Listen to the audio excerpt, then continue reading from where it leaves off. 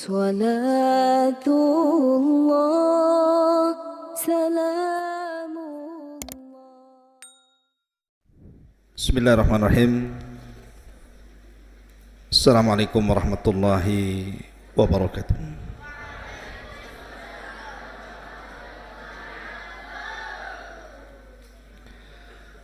Alhamdulillah wassalatu wassalamu ala Rasulillah wa ala alihi wa sahbihi wa mawalah wa la hawla wa la quwata illa billahi wa ba'du. Hadirin dan hadirat, santri ikhwan dan akhwat yang dimuliakan Allah Subhanahu wa taala. Kita akan membahas satu tokoh yang mungkin jarang didengar namanya. Tokoh ini namanya Saif ibn Dhi Yazan. Saif ibnu Dhi Yazan namanya. Siapa Saif ibn Dhi Yazan ini? Nanti kita akan kisahkan. Ma'asyiral muslimin yang dimuliakan Allah Subhanahu wa taala. Kisah Saif ibn Dhi Yazan ini adalah kisah yang banyak dicatat dalam sejarah-sejarah Arab, karena Saif ibn Dhi Yazan ini adalah raja yang terakhir yang memimpin Yaman dari keturunan Himyar dari kerajaan Sabah. Ma'ruf, kerajaan Sabah dulu dipimpin oleh seorang ratu namanya Balqis. Lah, raja yang terakhir itu namanya Saif ibn Dhi Yazan. Inilah tokoh yang kita akan kisahkan di malam hari ini. Ma'asyiral muslimin yang dimuliakan Allah Subhanahu wa taala. Ketika antum semua membaca surat Al-Buruj, maka dalam surah Al-Buruj itu ada satu kisah yang disebut dengan Ashab Al-Ukhdud. Ashabul Ukhdud. Dan Ashabul Ukhdud itu terjadi di beberapa tempat, di beberapa negara. Pertama terjadi di Irak di zaman Nabi Allah Ibrahim alaihi salatu wassalam.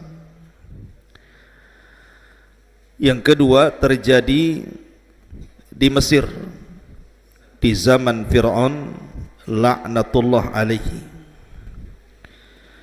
Kemudian yang ketiga terjadi di Persia, Iran, dan yang terakhir terjadi di Yaman.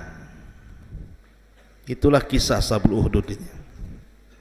Ashabul Ukhdud itu artinya orang-orang yang membuat parit api, kemudian memasukkan orang-orang yang beriman dibakar hidup-hidup di situ. Disebut Ashab Al-Ukhdud namanya. Pertama di Irak. Korbannya siapa? Nabiullah Ibrahim alaihi salatu wassalam. Dimasukkan ke dalam api oleh Namrud, Raja Babil. Kemudian yang kedua di Mesir. Korbannya siapa? Seorang wanita tukang sisir putri Fir'aun, namanya Masyitah ibnatu Fir'aun. Digoreng hidup-hidup di atas tungku api karena beriman kepada syariat Musa alaihi salam. Kemudian yang ketiga di Persia. Ada seorang raja yang menikahi mahramnya dan masyarakatnya tidak setuju, kemudian siapapun yang tidak setuju dengan pernikahannya maka akan dibakar hidup-hidup. Kemudian terakhir yang kita akan kisahkan di sini, di Yaman. Jadi di Yaman itu ada seorang raja namanya Dzu Nuwas. Catat karena banyak nama-nama yang asing, antum jarang dengar. Jadi ada seorang raja namanya Dzu Nuwas. Itulah raja yang pernah berkuasa dari raja-raja Himyar yang ada di Yaman.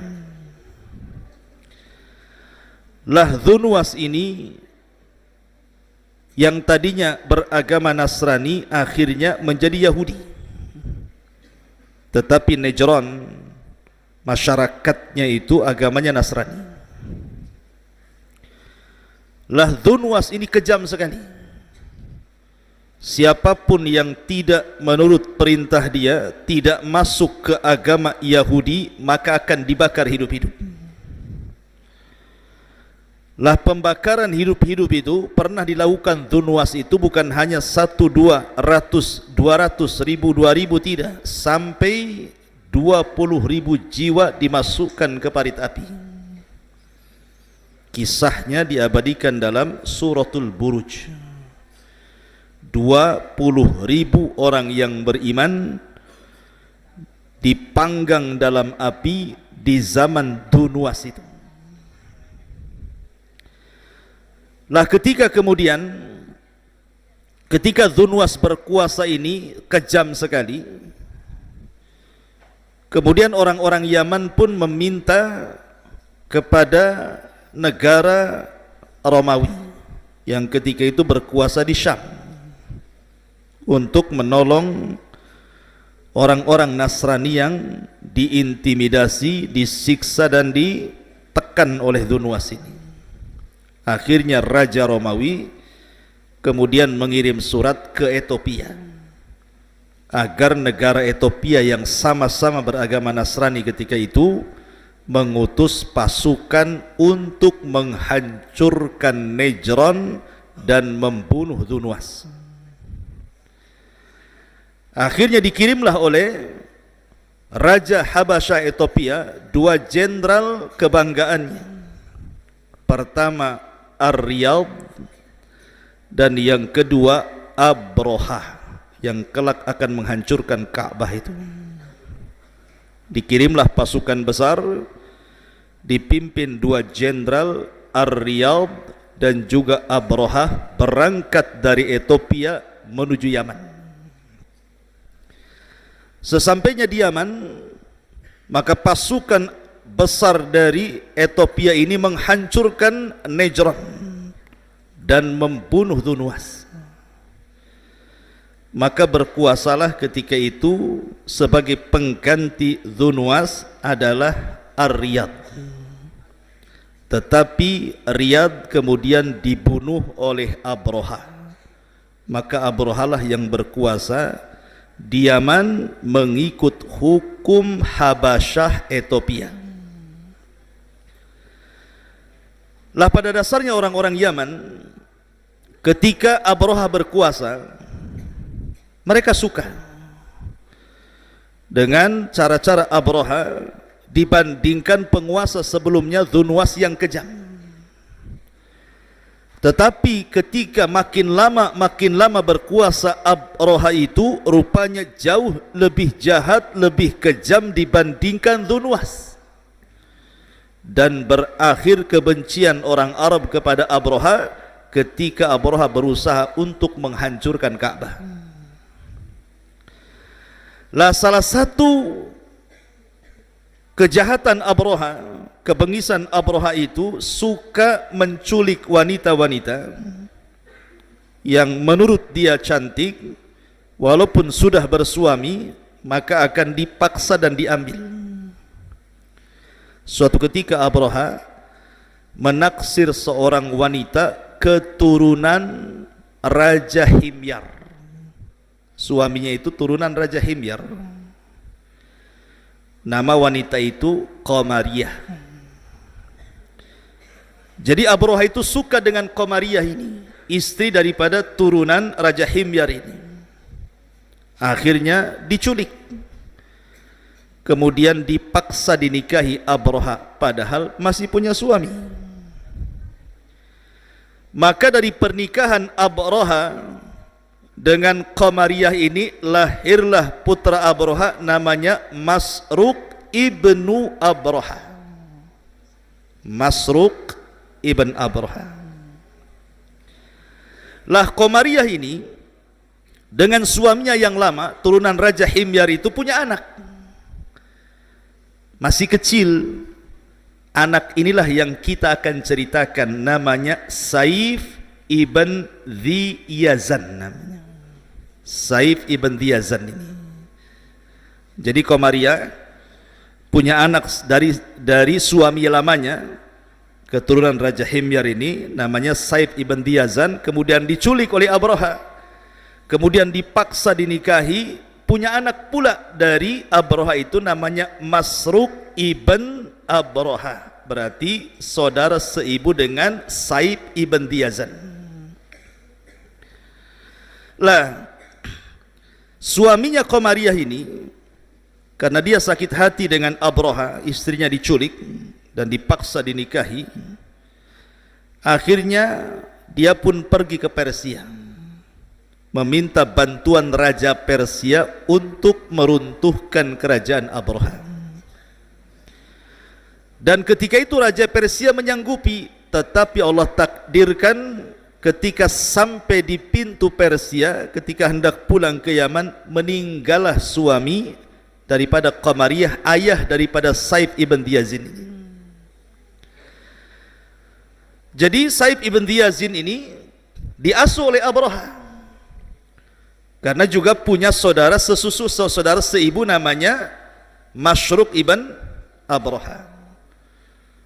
Dan juga punya anak lagi namanya Maksun. Jadi dua anaknya. Pertama Maksun ibn Abroha, yang kedua Masruq ibn Abroha. Lah ketika Abroha membuat gereja yang sangat besar untuk mengalihkan orang-orang Arab supaya jangan haji ke Ka'bah dan diputarkan ke gerejanya, maka orang-orang Bani Kinanah dari Arab marah. Akhirnya kemudian menghinakan tempat ibadahnya Abroha tersebut. Marahlah Abroha. Maka Abroha pun mengirim pasukan besar dengan gajah-gajahnya yang diambil dari Ethiopia. Sebenarnya gajahnya tidak banyak, hanya ada yang mengatakan 4 gajah, ada yang mengatakan 8 gajah, ada yang mengatakan 12 gajah. Yang jelas gajah itu tidak pernah dilihat oleh orang Arab. Aneh gitu kan, ngelihat gajah, karena nggak pernah ngelihat gajah masalahnya. Berangkatlah Abroha dengan pasukan dan gajah-gajahnya menuju Mekah. Tetapi Allah Subhanahu wa ta'ala takdirkan Ka'bah tidak bisa dihinakan manusia, karena Ka'bah itu punya Rabb sendiri yang menjaganya. Maka terjadilah peristiwa yang diabadikan dalam Al-Quran, alam tara kaifa fa'ala rabbuka bi ashabil fil alam yaj'al kaidahum fi tadlil wa arsala alaihim tayran ababil tarmihim bihi jaratin min sijil faja'alahum ka'asfi ma'kul. Turun suratul Fil menceritakan kisah Abroha ini. Singkat cerita, maka Abroha pun diserang oleh burung ababil, sempat diselamatkan dan dibawa ke Son'a, tetapi kemudian usianya tidak lama meninggal. Maka tahta kekuasaan Abroha di Yaman kemudian jatuh ke tangan putranya, namanya Maksun ibn Abroha. Tapi Maksun ibn Abroha tidak lama usianya, 2 tahun dia berkuasa, meninggal. Kemudian tahta itu jatuh ke tangan adiknya, namanya Masruq ibn Abroha. Masruq ibn Abroha. Lah Masruq ibn Abroha sekali lagi dengan Saif ibn Dhi Yazin itu kan satu ibu, beda bapak gitu ya. Sementara Saif ibn Yazin ini dirahasiakan oleh ibunya siapa ayahnya. Jadi dari kecil ini Saif ini disangkanya dia anak Abraha. Jadi ketika sudah sama-sama dewasa, berselisihlah antara Masruq dengan Saif ibn Yazin ini.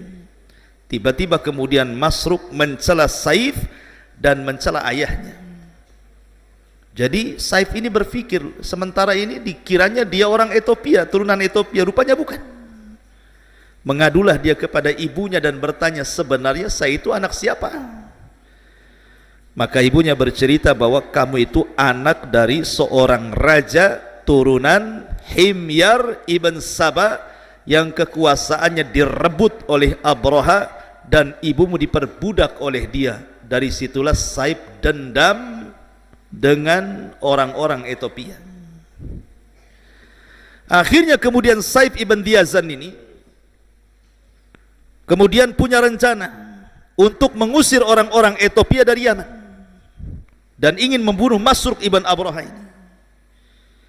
Berangkatlah dia ke Syam meminta bantuan kepada Raja Romawi agar mengambil alih kembali kekuasaan ayahnya yang diambil orang-orang Ethiopia oleh Abraha dan turunannya.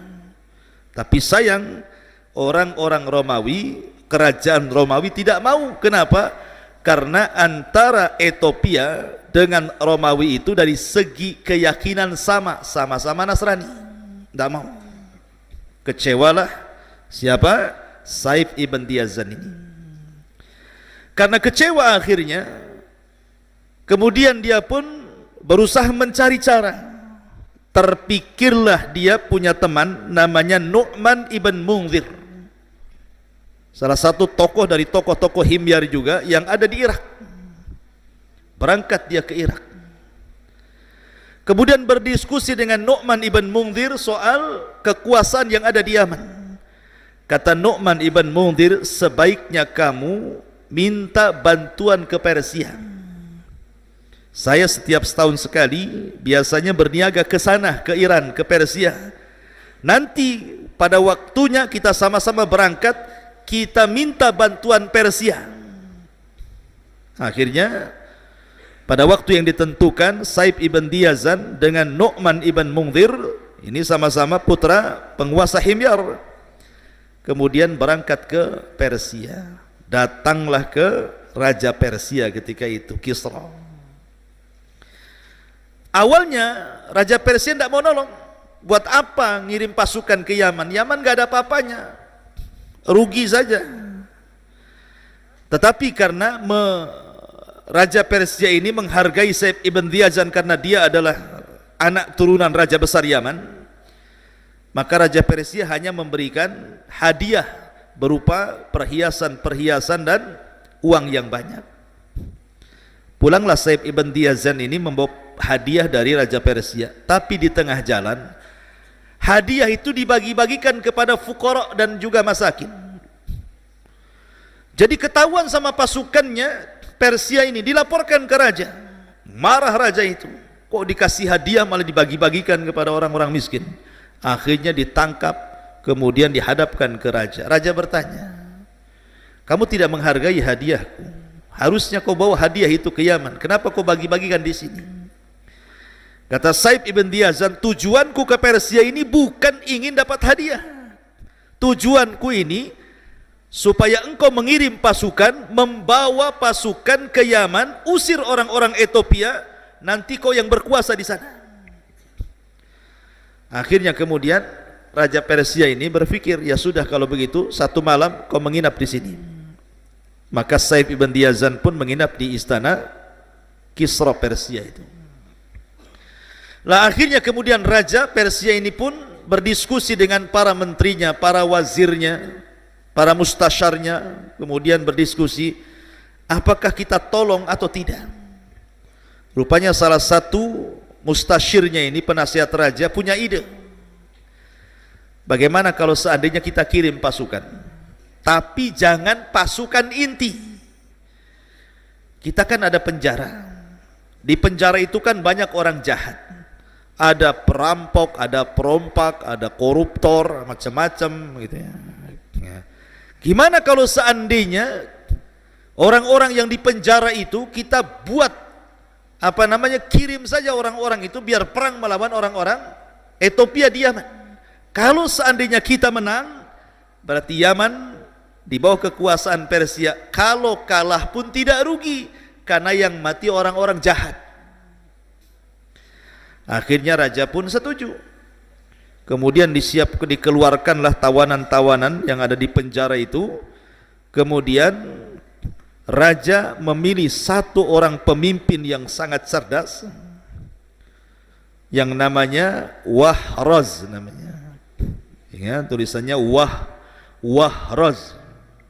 Si Wahroz ini dia menjadi pemimpin perang. Kata raja, ya Wahroz, bawalah pasukan orang-orang penjara itu yang jumlahnya 800 orang dengan 8 kapal, berarti masing-masing kapal 100 orang. Bawa, ikuti Saib ibn Diyazan itu, ikuti kemauannya. Akhirnya kemudian disiapkan 8 kapal, masing-masing kapal 100 penjahat penjara. Berangkatlah dari Ethiopia menuju Yaman, menyeberang lautan. Rupanya di tengah lautan 2 kapal tenggelam, sisanya tinggal 6 kapal. Berarti tinggal 600 penjahat pasukan. Ketika sampai di Yaman, maka Wahroz ini bertanya kepada Saib ibn Diyazan, kamu punya pasukan apa di sini? Gak mungkinlah kami nyerang hanya 600 pasukan, yang kita lawan ini ribuan orang.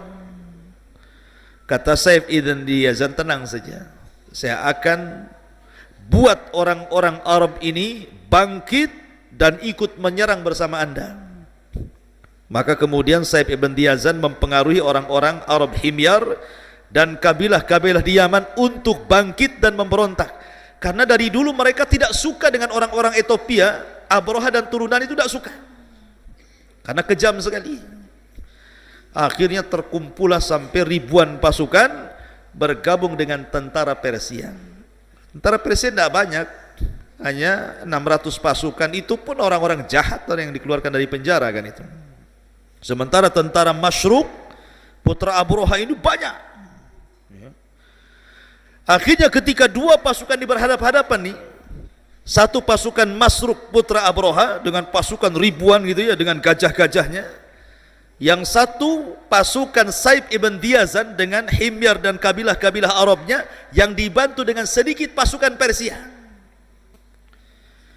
Akhirnya Wahroz pun kemudian dalam peperangan itu berhasil membunuh Masruk ibn Abroha.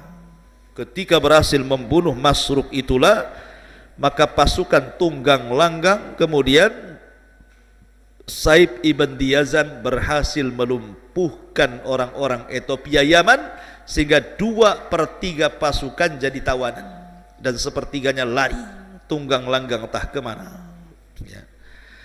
Ma'asyiral muslimin yang dimuliakan Allah Azza wa Jalla, setelah kemudian dimenangkan oleh Saib ibn Diyazin, Masruk sudah meninggal dan orang-orang Habasyah sudah banyak yang ditawan, sebagiannya pulang ke Habasyah dan sebagian lagi bersembunyi. Akhirnya kemudian Masruk pun menjadi raja yang terakhir daripada raja-raja Himyar yang menduduki tahta di Son'a Yaman. Dan pasukan Persia pulang, sehingga ketika itu kerajaan Himyar yang dipimpin oleh Saib ibn Diyazin setiap tahunnya harus bayar upeti, dikirim ke Persia. Berarti di bawah hukum Persia. Itulah kenapa Persia masuk negeri Arab itu. Di sini ceritanya. Ya. Lah Saib ibn Diyazin ini, ikhwatul fillah muliakan Allah Azza wa Jalla, setelah dia berkuasa jadi raja, dibicarakan orang-orang Arab. Dibicarakan orang-orang Arab. Dan orang Arab senang, karena bisa mengusir penjajah dari tanah mereka kembali ke Ethiopia. Lah salah satu yang datang dari pembesar-pembesar kabilah Arab untuk mengucapkan selamat dengan terpilihnya Raja Saib ibn Diyazin ini adalah kakeknya Nabi SAW namanya Abdul Muthalib. Ya. Jadi Abdul Muthalib datang dari haram menuju Son'a Yaman untuk mengucapkan selamat atas terpilihnya Saib ibn Diyazin menjadi raja Himyar terakhir dan menguasai Yaman dan mengusir para penjajah Akhbas, orang-orang Habasyi Ethiopia pulang lagi ke Habasyah. Dalam percakapan Abdul Muthalib dengan Saib ibn Diyazin ini, karena Saib ibn Diyazin ini, ikhwan, cerdas orangnya. Dia punya pengetahuan, suka baca. Lah, dia punya ramalan. Jadi suatu ketika dia berjumpa dengan Abdul Muthalib, dia terkesan dengan Abdul Muthalib. Jadi dia pun meminta dengan Abdul Muthalib untuk duduk berdua dan membicarakan empat mata. Maka kemudian Abdul Muthalib pun berdialog dengan Saib ibn Diyazin hanya berdua saja. Kata Saib, ini rahasia, hanya aku yang tahu, katanya. Kemudian kata Saib ibn Diyazin, ya Abdul Muthalib, wahai Abdul Muthalib, sesungguhnya sebentar lagi akan lahir seorang yang akan memimpin Arab. Dia terlahir yatim, namanya Muhammad. Bapaknya meninggal, diasuh kakeknya 2 tahun. Kemudian kakeknya akan meninggal dan akan diasuh pamannya. Dan dia akan menguasai bangsa Arab, bahkan menguasai dunia. Dan saya lihat itu ada pada turunanmu, kata Abdul Muthalib. Gak benar ini, katanya. Tetapi Saib ibn Diyazin dengan yakin bahwa itu ada pada turunan Abdul Muthalib. Kemudian Saib ibn Diyazin mengatakan kepada Abdul Muthalib, saya wasiatkan kepadamu, kalau dia sudah lahir, jaga dia, jangan sampai diketahui orang-orang Yahudi. Kalau seandainya orang-orang Yahudi tahu anak ini akan jadi penguasa Arab dan penguasa dunia, pasti mereka akan membunuhnya. Jadi diwanti-wanti sama Saib ibn Diyazin ini Abdul Muthalib ini. Lah, ma'asyiral muslimin yang dimuliakan Allah Azza wa Jalla, Allah takdirkan kemudian Saib ibn Diyazin ini dibunuh secara ightial itu pengecut oleh orang-orang Habasyah yang dendam dengan Saib. Jadi ada beberapa orang yang memang menginginkan membunuh Saib ibn Diyazin ini dan berhasil. Akhirnya Saib ibn Diyazin pun kemudian meninggal dunia di tangan musuh-musuhnya dari kalangan Ahbas, kalangan orang-orang Habasyah Ethiopia. Akhirnya kemudian tidak ada lagi penerus kerajaan Himyar di Yaman Son'a. Dan ketika itu lahirlah Rasul kita Muhammad sallallahu alaihi wasallam. Dan dakwahnya sampai ke negeri Yaman persis seperti yang diisyaratkan oleh Saib ibn Diyazin. Akhirnya Nabi sallallahu alaihi wasallam menjadi penguasa Arab, menguasai Yathrib, menguasai Mekah, menguasai Madinah, menguasai suku-suku, sampai akhirnya ajarannya sampai ke Yaman, sampai ke Persia, sampai ke Romawi, bahkan sampai ke Jabal Uhud. Ya, sampai ke sini. Ya. Karena kita umat Nabi sallallahu alaihi wasallam. Itulah kisah tentang Saib ibn Diyazin. Mungkin antum baru dengar kisahnya. Ini kisah masyhur. Tetapi di antara kisah Saib ibn Diyazin ini ada kisah khurafatnya. Kalau ini kan kisah yang faktanya yang dicatat oleh ahli sejarah. Ada kisah khurafatnya. Apa kisah khurafatnya? Bahwa ibunya Saib ibn Diyazin namanya Komariah yang saya jelaskan itu bukan manusia katanya, tetapi jelmaan daripada jin. Jadi ibunya itu seorang jin menjelma manusia, kemudian punya anak namanya Saib ibn Diyazin, sehingga Saib ibn Diyazin ini separuh manusia separuh jin katanya. Tetapi ini kan khurafat, kisah khurafat, tidak perlu dibenarkan ya. Yang jelas bahwa kisah Saif ibn Yazid ini dicatat oleh ahli sejarah sebagai permulaan nubuah kenabian Nabi sallallahu alaihi wasallam, bahwa Saif ibn Yazid mengisyaratkan akan kenabian Nabi sallallahu alaihi wasallam, bahkan mewanti-wanti Abdul Muthalib untuk menjaga calon nabi ini dan jangan sampai ketahuan orang-orang Yahudi. Itu sebelum wafatnya Saif ibn Yazid, seorang raja dari raja-raja Himyar yang terakhir menguasai Yaman. Kerajaannya di Son'a Yaman sana. Dari sini secara garis besar khulasahnya berarti pertama, kekuasaan Ethiopia di Yaman itu hanya dikuasai oleh 4 raja. Pertama yang berkuasa Riyadh, kemudian Riyadh mati di tangan Abroha, naiklah Abroha. Kemudian Abroha meninggal karena dikutuk dan diazab oleh Allah dengan burung ababil. Kemudian dilanjutkan putranya Maksun ibn Abroha. Kemudian Maksun meninggal hanya sebentar, kemudian tahtanya jatuh kepada Masruq ibn Abroha, dan Masruq ibn Abroha dibunuh oleh tentara Saif ibn Yazid. Dari sinilah tidak ada lagi Ethiopia di Yaman. Semua hengkang ke mana? Balik ke Ethiopia. Sehingga Yaman berkuasa di bawah hukum Persia. Makanya di zaman itu, karena Yaman itu Arab gitu ya, di bawah hukum Persia, sehingga di zaman Nabi sallallahu alaihi wasallam, apabila Nabi SAW hijrah dari Mekah ke Madinah, Nabi itu melihat para sahabat orang-orang Ansor. Orang Ansor itu kan turunan Yaman, Khazraj dan Aus. Jadi mereka masih terpengaruh budaya Persia. Terkadang mereka melakukan ulang tahun yang gak jelas dari Persia itu. Lah ketika Nabi melihat ulang tahun aneh-aneh para sahabat ketika hijrah dari Mekah ke Madinah, ada perayaan-perayaan tertentu, maka Nabi SAW merubah perayaan-perayaan itu dengan mengatakan, innallaha qad abdalakum bi khairi minhuma idul fitri wa idul adha. Allah sudah ganti perayaan kalian dengan perayaan yang jauh lebih baik, maksudnya Idul Fitri dan Idul Adha. Itulah perayaan Islam. Dari sini menunjukkan bahwa budaya Persia masih ada. Tetapi lihatlah bagaimana negeri Arab, negeri Yaman pernah dikuasai oleh beberapa negara. Salah satunya ya Ethiopia, kemudian terakhir Persia. Tetapi setelah diutusnya Nabi SAW, negara Yaman menjadi negara Islam sampai hari ini. Inilah kisah Saif ibn Yazid.